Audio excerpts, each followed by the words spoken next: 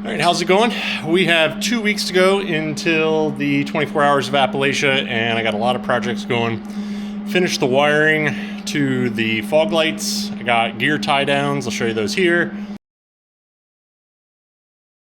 Drilled out the lower track bar mount to be a 1/2-inch bolt. Get some creaking on that when we were at Roush Creek.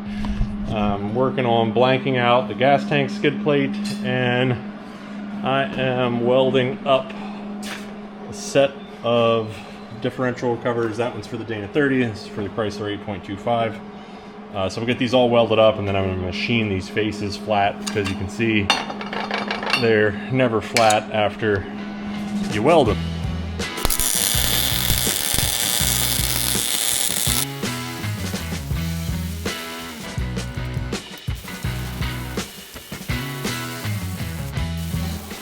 Alright, it's getting pretty hot. We'll give that a break. So I weld the insides on these when I do them. I'm not sure if that's actually required, but I'm just trying to keep leaks down. So weld all this, then I'll weld these, flip it over. Try to keep the bead as small as possible. I'm assuming there could be some clearance issues. If the welds get too high, I grind them down. Sort of see on this one.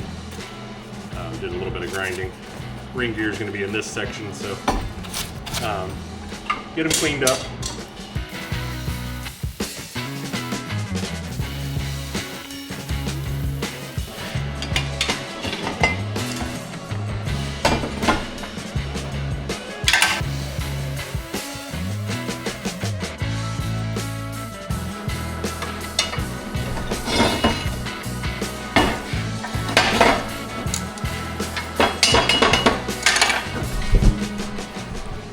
All right, let those cool off. We do some stuff with the family, and then we'll figure out a way to machine those flat.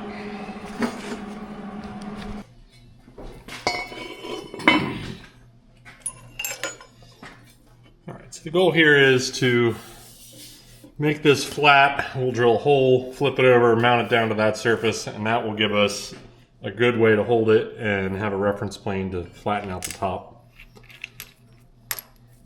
Done this a couple times. This is on the 8.25. Also, while it's in this setup, we'll machine it to make sure that all the bolts fit here and the weld's not in the way. It's not uncommon. These covers that weld up like this are warped like up to 100 thousandths. A lot of times they're kind of dished. I'm not saying they wouldn't work if you just clamp them down. It's just, in my opinion, I have the ability to get it flatter, so might as well attempt to make a nice part.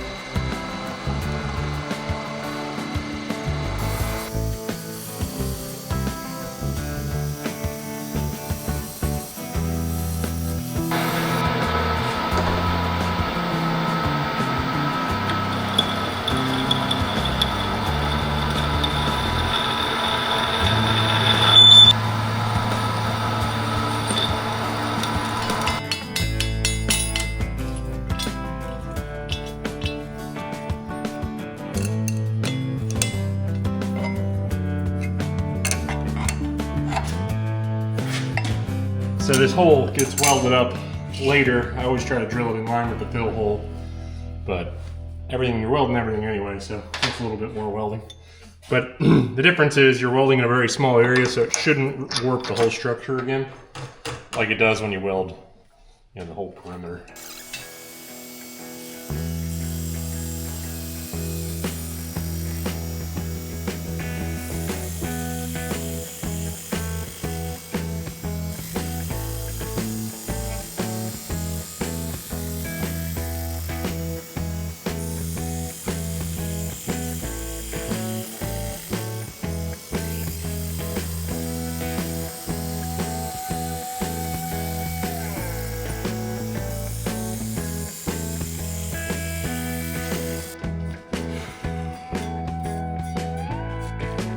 Head over to Mike's garage, get it on the lift, install the diff covers, which are hopefully relatively dry as well.